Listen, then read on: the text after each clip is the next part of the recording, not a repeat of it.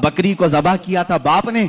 हजरत जाबिर ने, उनके 2 बच्चे थे, दोनों बच्चों ने देखा और बड़े बच्चे ने छोटे बच्चे को बुलाया, आ मैं तुझे दिखाता हूं अब्बा बकरी को ज़बह कैसे कर रहे थे। छुरी लिया और छोटे बेटे को ज़बह कर दिया, गला काट दिया।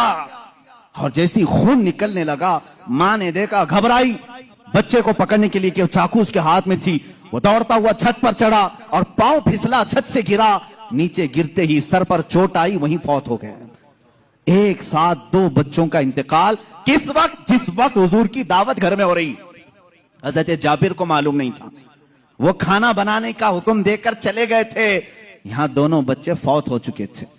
लेकिन उस वफाशियार खातून के जज्बे को हजारों सलाह। दोनों बच्चों की लाशों को उठाई, घर के एक कोने में लेकर आई और उन पर चादर डाल दिया। कहा आज मैं न रोऊंगी न चीखूंगी, इसलिए कि मेरे घर रसूल खुदा तशरीफ ला रहे हैं। मैं अपने गम को उस दावत पर भारी होने नहीं दूंगी। मेरे अजीज, किसी माँ का कलेजा अगर बर्दाश्त कर सकता है अपने बेटे की मौत का गम, तो मुझे बताओ दुनिया की कोई ऐसी औरत। ये वो औरतें थी जिनके मुतालिक कुरान ने कहा रदी अल्लाहु अन्हुम व रदू अन, अल्लाह इनसे राजी हो गया और ये अल्लाह से राजी हैं। ये खातून चादर ओढ़ा करके दोनों बच्चों की लाश पर रखी हुई हैं। मेरे आका सल्लल्लाहु अलैहि वसल्लम जिस वक्त घर में आए, खाने के लिए दस्तरखान पर जब बैठे, आपने लुक़मे उठाए, उसके बाद हजरत जाबिर से कहा, जाबिर तुम्हारे बच्चे नहीं दिखते, कहां हैं? वो बीमार थे। बीवी से आकर के कहा, खातून कहां हैं बच्चे? खातून ने कहा वो सो रहे हैं, वो सो रहे हैं, आप जाएं। हुजूर पाक सल्लल्लाहु अलैहि वसल्लम के साथ बैठे हैं। वो आए, कहा हुजूर वो आराम कर रहे हैं, सो रहे हैं।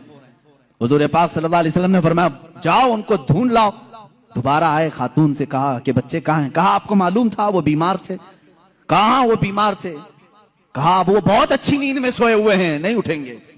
खातून ये कह रही हैं, अपने शोहर को तक जाहिर नहीं किया। हजरत जाबिर दोबारा, तीसरी बार मेरे आका सल्लल्लाहु अलैहि वसल्लम ने फरमाया जाबिर मुझे अल्लाह का हुक्म है कि मैं तेरे बेटों के साथ खाऊं।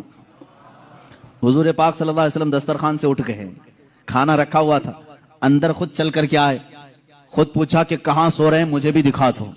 हजरत जाबिर की खातून जो थी, बीवी थी, वो उस कमरे में ले गई, लाशों पर से चादर उठाया। हजरत जाबिर कहते हैं मैं देख करके दहल गया, बच्चों की लाशें हैं।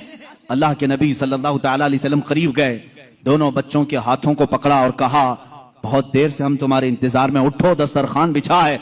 दोनों बच्चे अपने कपड़े झाड़ते हुए खड़े हो गए। मूसा ईसा अलैहिस्सलाम के मुर्दों को जिंदा करने का मौजज़ा तुमने सुना होगा। नबी रहमत सल्लल्लाहु तआला अलैहि वसल्लम अपने गुलामों के घर में जो फौज शुदा शहजादे थे, उन्हें जिंदा भी किया और अपने दस्तरखान पर बिठाया भी।